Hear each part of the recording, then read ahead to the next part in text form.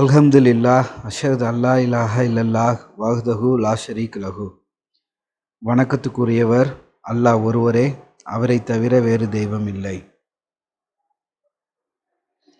இன்ஷா அல்லாஹ் இன்னைக்கு பார்க்க போகிற சப்ஜெக்டு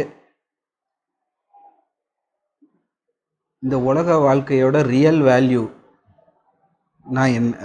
ரியல் வேல்யூ என்ன அப்படின்னு நம்ம பார்த்தாக்கா, இந்த உலக வாழ்க்கை ஒரு சோதனைக்கெல்லாம் ஒரு டெஸ்ட்டு. இது ஒரு கோல் கிடையாது. கோல் கிடையாதுன்னு நான் எந்த மீனிங்கில் சொல்கிறேன்னா, இந்த பூமியில் நான் இதை அச்சீவ் பண்ணிட்டேன், இப்போ நான் இவ்வளோ செல்வத்தை சேர்த்துட்டேன், இல்லை நான் இந்த விஷயத்தில் பெரிய அச்சீவ்மெண்ட் பண்ணிட்டேன் அப்படிங்கிற மாதிரியான இந்த உலக அச்சீவ்மெண்ட்டு எதுவுமே இந்த உலகத்தில் ரியல் அந்த வந்ததுக்கான பர்பஸ்ன்னு பார்த்தாக்கா, அல்லாஹ் நம்மளோட சோதனைக்கெல்லாம் எதை வச்சு சொல்கிறாங்கன்னா, நம்மளோட ஒரு ஆளும் ஒரு சூழ்நிலையில் பிறந்து வளர்கிறோம். ஒரு ஆளுக்கும் டிஃப்ரெண்ட் அத்தா அம்மா, அவங்களோட செயல்பாடு, குடும்ப சூழ்நிலை, எந்த ஊரில் எந்த நாட்டில் பிறக்கிறோம் இப்படின்னு சொல்லிவிட்டு எல்லாருக்குமே ஈவன் ஒரு பிரதர்ஸாக இருந்தால் கூட ஒருத்தரும் வளர்ந்த சூழ்நிலை, வளர்ந்த சந்தர்ப்பம், அவங்களுக்கு வந்த டீச்சர்ஸு, எந்த ஸ்கூலில் படிக்கிறாங்கங்கிற முதற்கொண்டு எந்த ஃப்ரெண்ட்ஸு சேர்றாங்க, இந்த மாதிரி ஒவ்வொரு ஆளும் ஒரு சூழ்நிலையில் வளர்கிறோம். அந்த சூழ்நிலையில் ஒவ்வொரு ஆளும் தன்னை எப்படி நிரூபிச்சிக்கணும், எப்படி அல்லாஹ் சொல்கிற அந்த கட்டளைகளை நம்ம லைஃப்பில் அப்ளை பண்ணுறோமா அப்படிங்கிறது தான் இந்த உலகத்தோட உண்மையான டெஸ்ட்டாக இருக்குது. இப்போ ரீசெண்டாக நம்ம கூட இந்த டூரிஸ்ட் ஃபேமிலி படத்தில் அதில் ஒரு டைலாக் வரும். அவர் இந்த டிரைவிங்க்கு ஒரு இடத்துக்கு வேலைக்கு போகிறாரு. அவங்க ஒரு வாரத்துக்கு உனக்கு டெஸ்ட்டு, அந்த ஒரு வாரத்தில் எனக்கு சாட்டிஸ்ஃபைடாக இருந்தால் உனக்கு உன்னைய வேலைக்கு பர்மனெண்ட் ஆக்குறேன் அப்படிங்கிறாரு. அந்த ஒரு வாரம் முடிஞ்ச அப்புறம் இவர் கான்ஃபிடெண்ட்டாக இருக்கார், எனக்கு வேலை கிடச்சிரும், ஏன்னா நான் எந்த மிஸ்டேக்கும் பண்ணல டிரைவிங்கில், முதலாளிக்கு பிடிச்ச மாதிரி தான் நான் நடந்திருக்கேன் அப்படின்னு சொல்லிட்டு ஒரு வாரம் கழிச்சு போகும்போது அவருக்கு வேலை இல்லை அப்படின்னு சொல்லிடுறாரு. அதுக்கப்புறம் அவர் வெறுப்பில் கண்ணாப்பின்னான்னு திட்டிட்டு அப்போ சொல்கிறாரு, நான் உண்மையை சொல்கிறேன் பாரு. அது எப்படின்னா, அந்த நேரத்தில் அவரோட வாயிலேருந்து ஒரு உண்மை அவர்கிட்ட சொல்லணுன்னு தோணி சொல்கிறாரு, நான் தமிழ்நாட்டை சேர்ந்தவன் கிடையாது, உங்கள்கிட்ட நான் கேரளாவை சேர்ந்தவன் கிடையாது, உங்கள்கிட்ட நான் கேரளாலேருந்து வந்தேன்னு சொன்னேன், ஆக்சுவலாக நான் ஸ்ரீலங்காலேருந்து வந்த அகதி அப்படிங்கிற மாதிரி சொன்னதும் டக்குன்னு சாவியை தூக்கி போட்டு வா அப்படின்னு சொல்கிறாரு. அப்போ அவர் சொல்லுவார், அந்த வேலைக்கு சேர்ந்தவர் சொல்லுவார், அப்போ என்னோட டெஸ்ட்டுங்கிறது நான் எப்படி ஓட்டுறேங்கிறதுல இல்லையா, நான் உண்மையானவனாக இருக்கேனான்னு உங்கள்கிட்ட ப்ரூவ் பண்ணுறது இல்லையா அப்படிங்கிற மாதிரி கேள்வி கேட்பார். அது லிட்ரலாக நம்மளோட உலக வாழ்க்கையிலையும், இந்த உலக வாழ்க்கையில் நம்ம என்னத்தை அச்சீவ் பண்ணுறோம், என்ன பண்ணுறோம், எந்த ஸ்டேட்டஸில் வாழ்கிறோம், எத்தனை பிள்ளைகளை பெற்றுக்கிறோம், எவ்வளோ செல்வத்தை சேர்க்குறோம், இது எதுவுமே கிடையாது. ஒவ்வொரு ஆளும் அவங்கவுங்க சூழ்நிலையில் குரானோட வழிகாட்டுதல் படி கரெக்டாக அவங்களோட லைஃப்பை அந்தபடி நடத்துகிறாங்களா அப்படிங்கிறது மட்டும். அதுக்காக உலகத்தில் எதுவுமே நம்ம அச்சீவ்மெண்ட்டை நோக்கி போகக்கூடாதா, முன்னேற்றத்தை நோக்கி போகக்கூடாதா அப்படிங்கிறது கிடையாது. அதெல்லாம் இருந்தாலும் மெயின் ஃபோக்கஸ் எதில் இருக்கணும்னா, குரானிக் வேல்யூஸை ஃபாலோ பண்ணுறதில்ல, குரானோட கட்டளைகளை, குரான் சொல்லக்கூடிய விஷயங்களை நம்ம ஃபாலோ பண்ணுறதில்ல தான் மெயின் இதாக இருக்குது. அதுக்காக தான் அல்லாஹ் நம்மளை இந்த பூமிக்கு இந்த சோதனை காலத்துக்காக நம்மளை அனுப்பிச்சிருக்காங்க அப்படிங்கிறது நம்ம புரிஞ்சுக்கணும். ஏன்னா இந்த உலக வாழ்க்கைங்கிறது ஒரு நிரந்தரம் இல்லாத வாழ்க்கை. அதை குரானில் அல்லாஹ் நிறையா வசனத்தில் சொல்கிறாங்க. இது ஒரு மாயை தான் இந்த உலக வாழ்க்கை, ஒரு கனவு மாதிரி. இல்லை மறுமையில் இங்கே உலகத்தில் எவ்வளோ நாள் இருந்தீங்கன்னாக்கா, ஒரு நாளோ இல்லை ஒரு நாளில் ஒரு பகுதியோ தான் இந்த பூமியில் இருந்தேன்னு சொல்லுவாங்க. இப்படி நிறையா எக்ஸாம்பிளாக குரானில் அல்லாஹ் சொல்கிறாங்க. இந்த உலக வாழ்க்கை ஒரு நிரந்தரம் இல்லாதது, ஒரு கனவு தான், எல்லாருமே அந்த முடிவை நோக்கி தான் போய்கிட்டு இருக்கோம் அப்படின்னு. ஏன்னா இது வரைக்கும் நம்ம வாழ்ந்த வாழ்க்கையே இப்போ நம்மளுக்கு ஒரு 40 வயசு ஆயிடுச்சுன்னா, இது வரைக்கும் நம்ம வாழ்க்கையை 40 வருஷத்தை நம்ம திங்க் பண்ணி பார்த்தாலே ரொம்ப டக்குன்னு முடிஞ்ச மாதிரி தான் இருக்கும். நம்ம மேக்ஸிமம் எவ்வளோ டீப்பாக நம்ம திங்க் பண்ணாலும் மேபி ஒரு 2 மணி நேரம் 3 மணி நேரத்துக்கான மெமரியை தான் நம்மளால் ரீகலெக்ட் பண்ண முடியும். ஆனால் நம்ம இந்த உலகத்தில் ஆல்ரெடி 50%க்கு மேலே வாழ்ந்துட்டோம் அப்படிங்கிறதே வந்து ஒரு ஆச்சரியமாக இருக்குது. இன்னும் எவ்வளோ காலம் இருக்குங்கிறதும் கொஸ்டின் மார்க் தான். அல்லாஹ் எப்போ நம்மளுக்கு நிர்ணயிச்சிருக்காங்கங்கிறதும் கொஸ்டின் மார்க் தான்.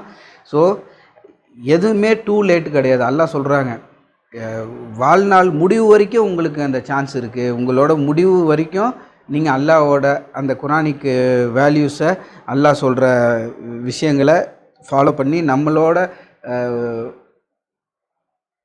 இயற்கையாகவே நம்மளுக்குள்ளேயே நிறையா நம்ம நம்ம வளர்ந்ததில் சூழ்நிலையில் நம்ம வந்து சில தப்பான விஷயங்களில் நம்ம ஃபாலோ பண்ணக்கூடியவங்களாக இருப்போம்.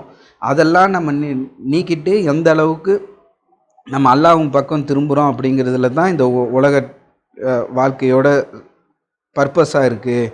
சூரா 67:2 அல்லாஹ் சொல்கிறாங்க, வாழ்வையும் மரணத்தையும் உங்களை சோதனைக்காக நான் படைச்சிருக்கேன். உங்களில் யார் நல்லா செயல்படுறாங்கங்கிறத நான் பார்க்கறதுக்காக அப்படிங்கிறாங்க அல்லாஹ். இந்த அல்லாஹ் இதில் வந்து நல்லா யார் செயல்படுறாங்கன்னு நான் டெஸ்ட்டுக்காக அனுப்பிச்சிருக்கேங்கிறது நம்மளோட செயல் வந்து முன்னாடி சொன்ன மாதிரி தான். எந்த அச்சீவ்மெண்ட்லேயோ இல்லை வந்து பெரிய ஸ்டேட்டஸை உயர்த்திக்கிறதுலையோ எதுலேயுமே இல்லை. அச்சீவ்மெண்ட்டுங்கிறது என்னன்னா, நம்ம எந்த அளவுக்கு உண்மையானவர்களாக இந்த பூமியில் இருக்கோம் அப்படிங்கிறதுல தான். அதை இன்ஷா அல்லாஹ் நம்ம நினச்சி பார்த்துப்போம். அப்புறம் சூரா 23:115 நீங்கள் நினைக்கிறீங்களா இந்த பூமியில் உங்களை க்ரியேட் பண்ணது வந்து ஒரு ஒன்றும் இல்லாத ஒரு என்டர்டெயின்மெண்ட்டுங்கிற மாதிரி நீங்கள் நினைக்கிறீங்களா? நிச்சயமாக கிடையாது. ஒரு ஒன்றும் இல்லாததுக்கு தான் உங்களை படைச்சிருக்கேன்னு நினைக்கிறீங்களா? நீங்கள் வந்து திருப்பி என்கிட்ட தான் வரப்போகிறீங்கிறத நீங்கள் நம்பலையா அப்படிங்கிற கேள்வி அல்லாஹ் கேட்குறாங்க. ஸோ நம்ம ஒவ்வொரு ஆளும் ஒரு செகண்டும் அந்த அல்லாஹ்கிட்ட நெருங்கி போகிறதுக்கான அந்த அல்லாஹ்கிட்ட நெருங்கி போகிறது இந்த சென்ஸு நம்மளோட ஜட்ஜ்மெண்ட்டுக்காக முன்னாடி போய் நிற்க போகிறோம். அதுக்கப்புறம் நம்ம அல்லாஹ்கிட்ட நிரந்தரமாக அல்லாஹ்க்கு நெருக்கமானவர்களாக போகிறோமா இல்லை வந்து நரகத்தில் தூக்கி எறியப்படுறோமாங்கிறதுல தான் ரிசல்ட் இருக்குது. கொஞ்சம் டிஃப்ரென்ஸில் நம்ம சொர்க்கத்துக்கு பக்கம் அல்லாஹ்வின் பக்கம் நம்ம நெருங்கிட்டோம்னாலே அது வந்து பெரிய அச்சீவ்மெண்ட்டுன்னு அப்படின்னு குரானில் அல்லாஹ் சொல்கிறாங்க. ஒரு ஜஸ்ட் பாஸ் ஆகுனா கூட ஒரு பெரிய அச்சீவ்மெண்ட்டு. நம்ம ஒவ்வொரு ஆளும் அதை நினச்சிக்கணும். ஏன்னா மரணத்தை நம்ம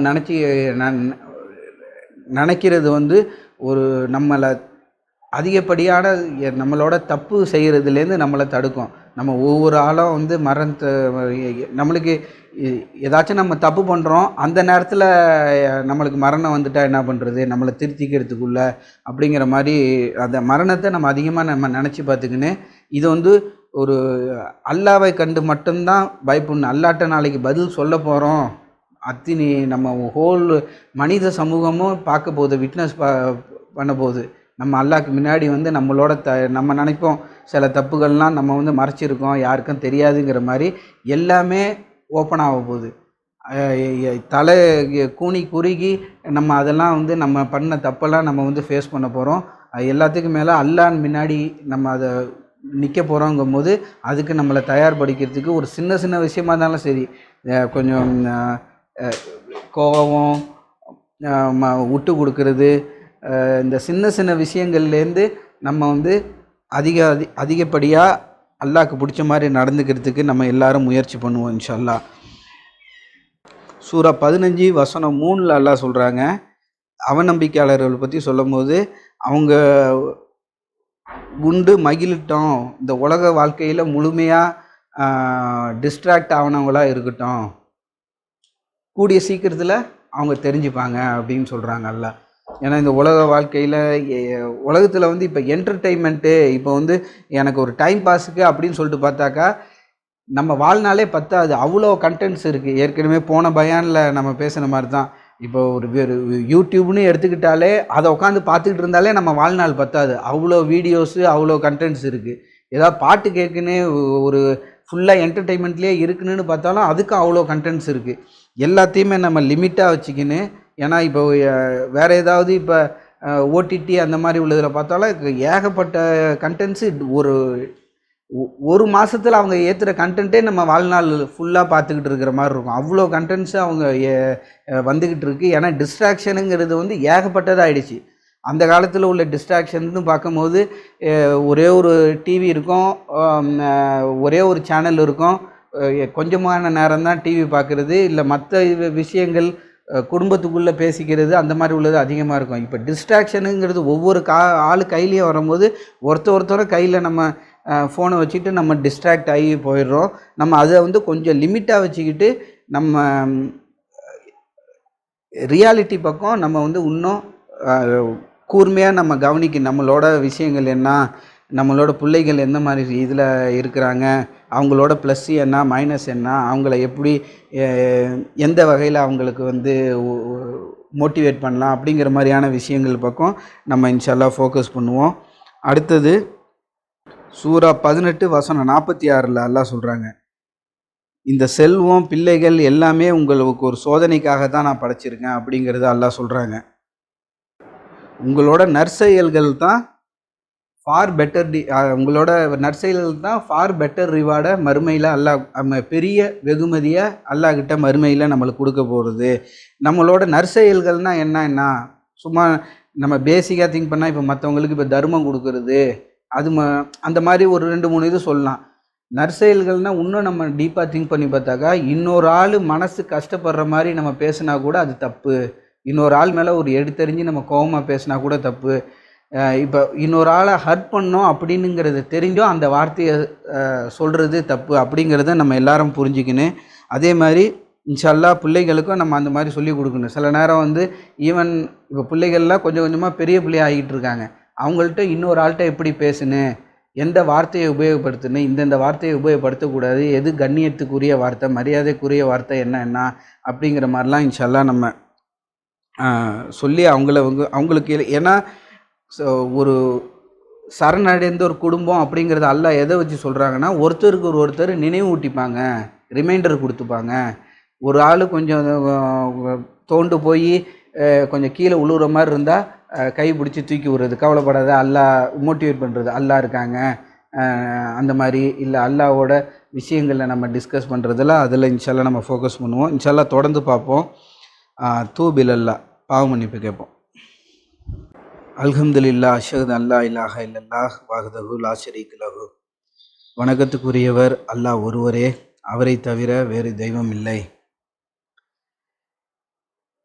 இந்த உலக வாழ்க்கை எந்த அளவுக்கு நிலை இல்லாதது அப்படின்னு சொல்லிட்டு பார்த்தாக்கா, இப்போ நேற்று நடந்த அந்த ஃப்ளைட் ஆக்சிடெண்ட்டு அகமதாபாத்தில் லண்டனுக்கு போகிற ஃப்ளைட்டு யாருமே நினச்சி கூட பார்த்துருக்க மாட்டாங்க.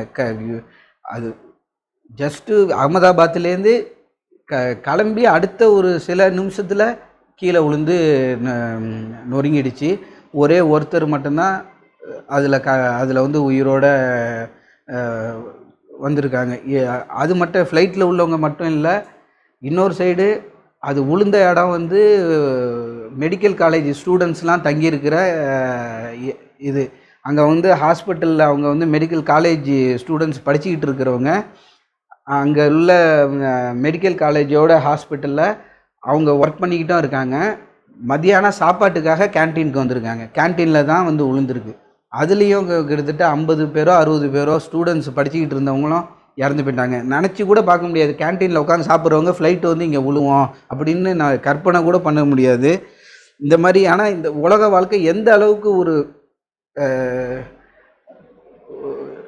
ஒரு நிரந்தரம் இல்லாத எவ்வளோ டெலிகேட்டான இதாக இருக்கும். ஒரு சின்னது இப்போ ரீசெண்டாக நம்ம சொந்தக்காரங்க துபாயில் இறந்து போனதும் சின்ன பையனாக தான் இருக்கார், நல்லா இருந்திருக்காரு.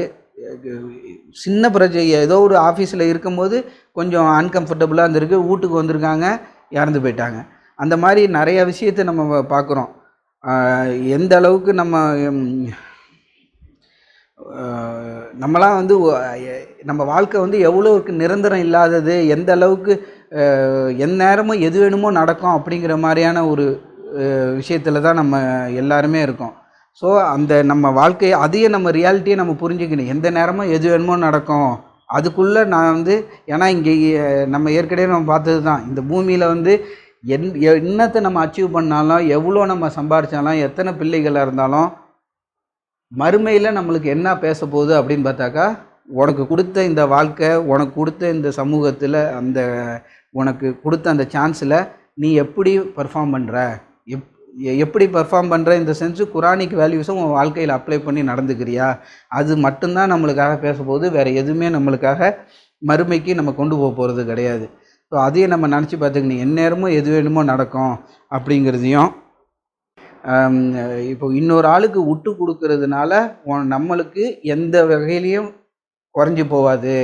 அதெல்லாம் நம்ம ஆக்சுவலாக நன்மையை தான் இன்னும் அதெல்லாம் நம்மளுக்கு ஒரு சான்ஸாக இருக்குது. இன்னொரு ஆளுக்கு விட்டு கொடுக்குறதுனால நம்ம குறைய போகிறது கிடையாது. நம்மளுக்கு தான் அதெல்லாம் ப்ளஸ்ஸு அப்படிங்கிறத இன்ஷா அல்லாஹ் பிள்ளைகளும் புரிஞ்சுக்கின்னு நம்மளுக்கும் அதை நம்ம பிள்ளைகளுக்கும் நம்மளும் ரிமைண்ட் பண்ணணும். நம்ம இன்னொரு ஆளுக்கு விட்டு கொடுக்கறது ஒரு நல்ல பண்பு அப்படிங்கிறதையும். இது ஒரு சின்ன ஒரு எக்ஸாம்பிளுக்கு சொன்னேன். இன்னும் நிறையா விஷயங்கள் இருக்குது. என்னென்ன எப்படி பேசுகிறோம், இல்லை ஃப்ரெண்ட்ஸுக்கிட்ட எப்படி நடந்துக்கிறோம் அப்படிங்கிற மாதிரிலாம். அது நடந்துக்கிறோங்கிறது வார்த்தையாக ஓப்பனாக பேசுகிறது மட்டும் இல்லை, நம்மளோட ஆக்ஷன்ஸே அதை நல்ல மறுமொழியாக இருக்குன்னு. ஒரு மூஞ்சி இப்படி ஒரு எரிச்சலாக வச்சுக்கிட்டு இதாகனாலே அதுவும் என்னென்னா இன்டைரக்டாக வார்த்தையை சொல்கிறதுக்கான மாதிரி தான். ஸோ நம்மளோட